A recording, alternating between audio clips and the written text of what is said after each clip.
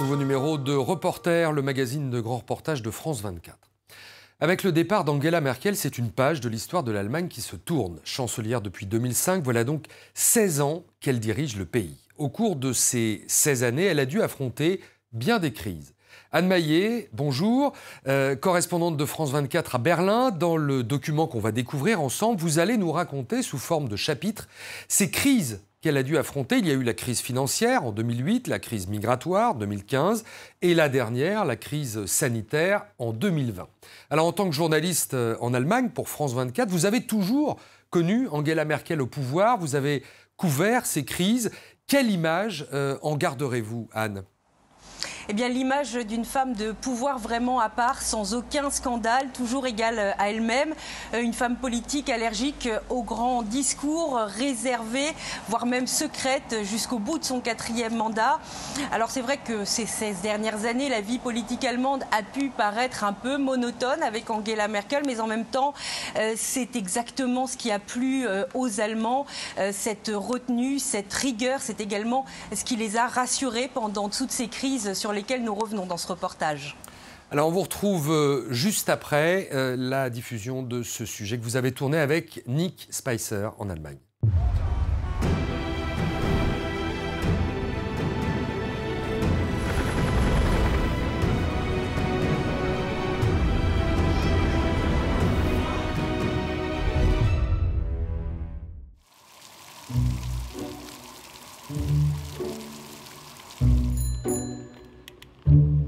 Berlin, 5 octobre 2008.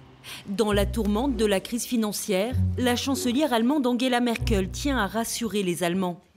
Und wir sagen den Sparerinnen und Sparern, dass ihre Einlagen sicher sind. Auch dafür steht die Bundesregierung ein. Le pays est au bord de la récession. Angela Merkel au pouvoir depuis 3 ans. Elle fait face à son premier grand défi.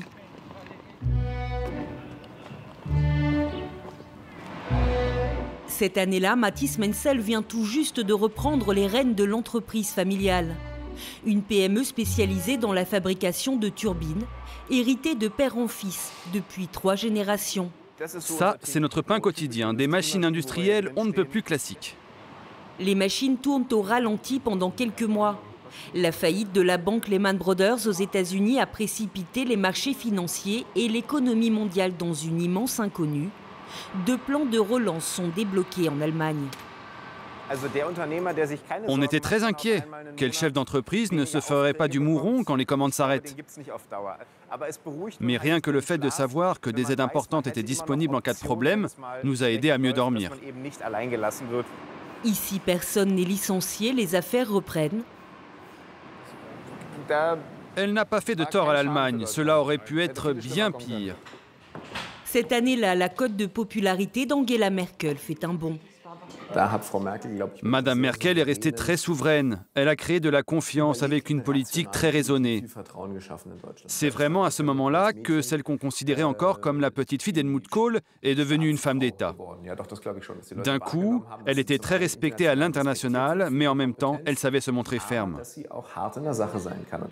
Mais à l'autre bout du continent, la situation dégénère en Grèce. Ce sont des images vraiment dures quand on y pense. La crise financière se transforme en crise de la dette, entraînant avec elle tout un pays qui se prend de détestation pour la chancelière de la rigueur.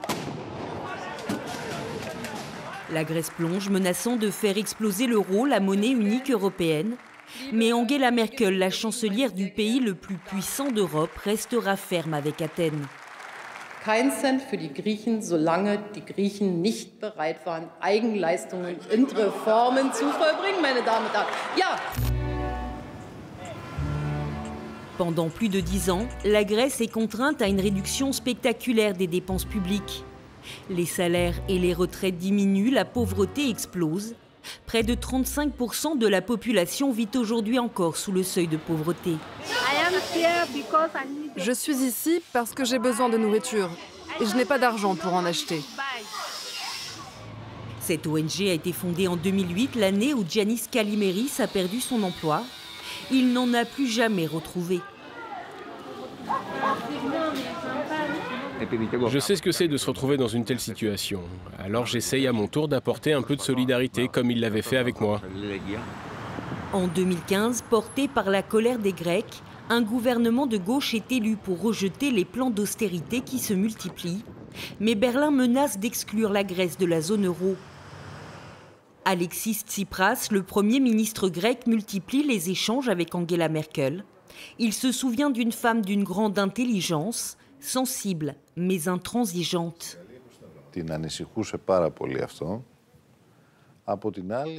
Elle était très inquiète des conséquences de l'austérité pour la population, mais elle estimait qu'il fallait en passer par là, comme un mal indispensable, une sorte de purgatoire nécessaire pour consolider les finances du pays.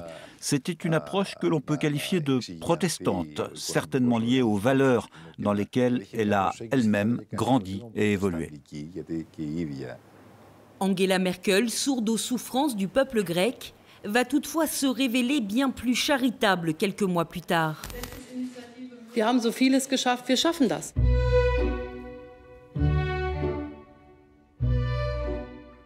Versagt Europa in der Flüchtlingsfrage, geht diese enge Bindung mit den universellen Bürgerrechten kaputt, sie wird zerstört. À l'été 2015, des centaines de milliers de Syriens qui ont fui la guerre se pressent aux portes du continent. L'Allemagne accorde l'asile politique à plus d'1 million de Syriens. Mohamed Yassine s'installe avec sa famille à Ludwigsfelde, non loin de Berlin. L'ingénieur naval travaille aujourd'hui sur des chantiers allemands. Regarde, ce sont des ballons et un gâteau. Ensemble, ils remontent la route des Balkans avant d'atteindre l'Allemagne où ils sont accueillis dans un centre de réfugiés. C'était en octobre, je me souviens. Il pleuvait et il neigeait. L'accueil est chaleureux et bienveillant, mais très vite, la famille se trouve confrontée à une toute autre réalité. Comme ce jour au supermarché, j'étais avec ma fille. Un homme s'est approché de moi et a dit « Espèce de femme voilée de merde ».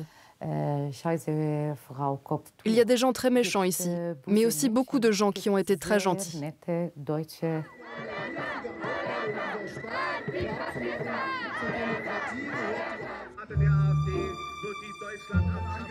La politique migratoire d'Angela Merkel redore l'image de l'Allemagne à l'étranger. Mais elle favorise l'ascension d'un petit parti créé pendant la crise financière, l'Alternative pour l'Allemagne.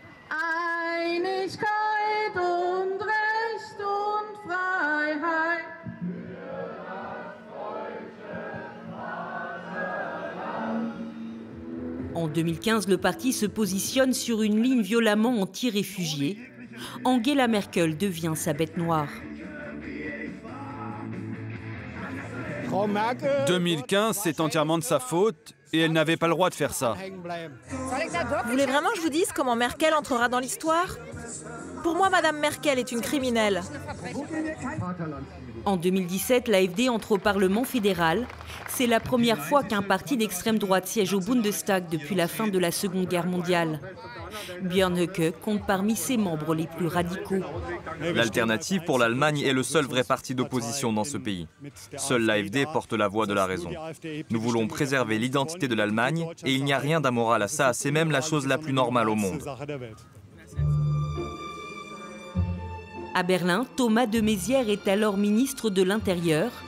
Pendant 10 ans, il a été l'un des plus proches collaborateurs de la chancelière. C'est à ce moment-là que nous avons commencé à ressentir beaucoup d'agressivité dans les rues. Et cela a beaucoup touché Merkel. Et pourtant, selon lui, Angela Merkel n'a jamais regretté sa décision. On dit souvent que Merkel a ouvert les frontières de l'Allemagne, mais ce n'est pas vrai. Elle a simplement refusé de les fermer. C'est une grande différence. Et le fait qu'elle ait grandi en RDA a joué un rôle important. Elle a grandi dans un État emmuré, entouré de barbelés, et elle ne voulait pas reconstruire de nouveaux murs. En 2018, Angela Merkel annonce que son 4e mandat sera le dernier. Sa cote de popularité est au plus bas lorsqu'une nouvelle crise s'annonce en Chine. Le Covid-19 se propage dans le monde entier. Un premier cas est détecté en Allemagne au mois de janvier. Merkel, scientifique de formation, pressent le danger. 2020 ist etwas über uns gekommen, womit die Welt nicht gerechnet hatte. Ein bis dahin unbekanntes Virus dringt in unsere Körper und unsere Leben ein. À la frontière franco-allemande, l'hôpital de Homburg se prépare au pire. Jürgen. Philippe Lepper est chargé avec son équipe de monter une station Covid. Voici l'homme qui a fait en sorte que tout a fonctionné comme il se doit. Au printemps 2020, l'Allemagne est relativement épargnée par la première vague meurtrière de la pandémie. Mais non loin de là, en Moselle, le virus fait rage. L'hôpital accueille 6 patients français en détresse respiratoire dans la même journée. Le tout premier de ces patients français a été accueilli dans cette chambre. Ces patients étaient dans le coma. Et il faut souligner le travail des collègues français qui ont vraiment bien choisi ces patients d'un point de vue médical. Car il s'agissait de patients très malades, mais qui avaient une chance très réaliste de s'en sortir et de survivre.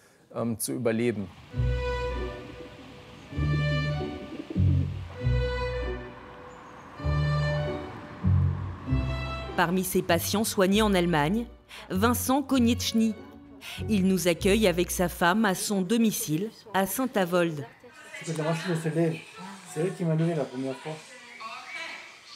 Pendant des mois, le personnel de l'hôpital envoie régulièrement des photos et des vidéos. Christine Konieczny fait chaque semaine plusieurs allers-retours pour lui rendre visite. Donc je lui cuisinais des plats chauds qu'eux ils réchauffaient. Et alors c'était super parce que les infirmiers venaient avec la petite serviette comme au restaurant. Ils lui ramenaient. Franchement, on leur doit tout. Ils l'ont sauvé 2 fois. Ma chance, c'est que j'ai été transféré en Allemagne, ça c'est sûr. Je suis conscient de ça, et complètement je suis conscient de ça. Et je remercie toute la clinique, tout le service et aussi le système qui a été mis en place par Mme Merkel. Je la remercie personnellement.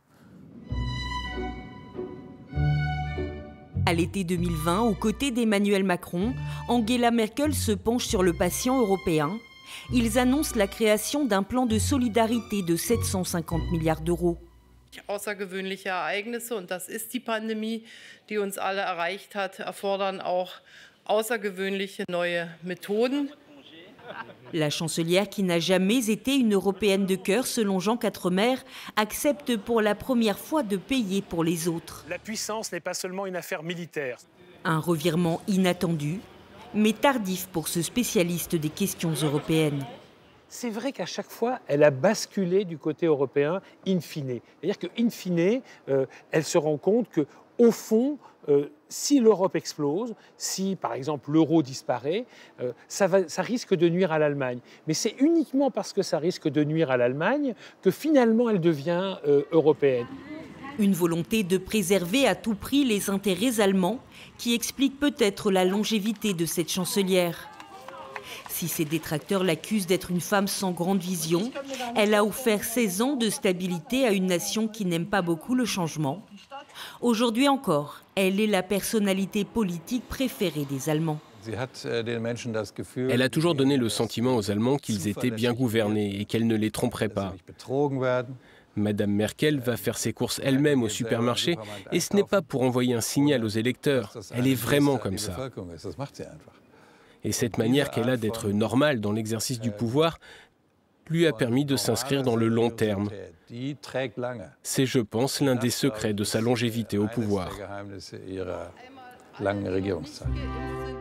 L'un des nombreux secrets de cette chancelière que les Allemands ont continué à surnommer Mutti, alors qu'elle avait conquis le titre de femme la plus puissante au monde. Au sommet de sa gloire, Angela Merkel quitte le pouvoir de son plein gré. Les Allemands, eux, se préparent à un grand saut dans l'inconnu.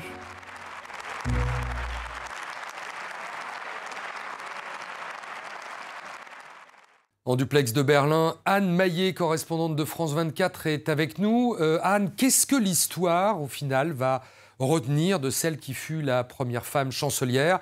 Que restera-t-il du merkelisme? Eh bien, sans aucun doute, sa gestion de ces crises majeures, les décisions qu'elle a prises dans ces moments qui ont marqué vraiment un tournant dans l'histoire allemande et européenne également. Alors, vous l'avez vu dans ce reportage, Angela Merkel, c'est une femme qui est portée par ses convictions, par ses valeurs protestantes, par son expérience de la dictature en ex-Allemagne de l'Est. C'est une femme qui est guidée par une boussole plus morale que politique. Écoutez d'ailleurs ce qu'en dit l'ex-premier ministre grec, Alexis Tsipras. Je pense que les deux moments les plus importants qui façonneront la postérité d'Angela Merkel sont ceux qui sont complètement sortis de l'orthodoxie allemande et de la ligne de la CDU. L'un d'eux a été sa gestion de la crise des réfugiés. Lorsqu'elle a pris l'initiative et qu'elle a montré un visage d'humanité et de solidarité. À ce moment-là, et pendant un certain temps, elle a aussi sauvé l'image de l'Europe. Et le second moment, c'est cette décision pendant la pandémie avec le fonds de relance. Voilà pour cet hommage d'une certaine manière du Premier ministre grec, de l'ancien Premier ministre grec. Alors quand on a été une des femmes les plus puissantes du monde et qu'on n'a que 67 ans, ça ne doit pas être facile de s'arrêter du jour au lendemain. Est-ce qu'on en sait plus sur ses projets d'avenir, Anne ? Eh bien, Angela Merkel a confié il y a quelques jours lors d'un déplacement qu'elle souhaitait rester à Berlin après avoir quitté la chancellerie et puis qu'elle souhaitait aussi profiter un peu plus de sa petite maison de campagne qui se trouve à Templin, sa ville natale en ex-Allemagne de l'Est. En tout cas, il semblerait qu'elle soit déterminée à bien profiter de cette retraite. C'est en tout cas ce que nous ont confié plusieurs proches. Selon eux, ces adieux à la vie politique sont bel et bien définitifs. Anne Maillet, correspondante de France 24 à Berlin. Merci Anne. C'est la fin de cette émission. Merci à vous de l'avoir suivi. On se retrouve la semaine prochaine pour un nouveau numéro de Reporter sur France 24.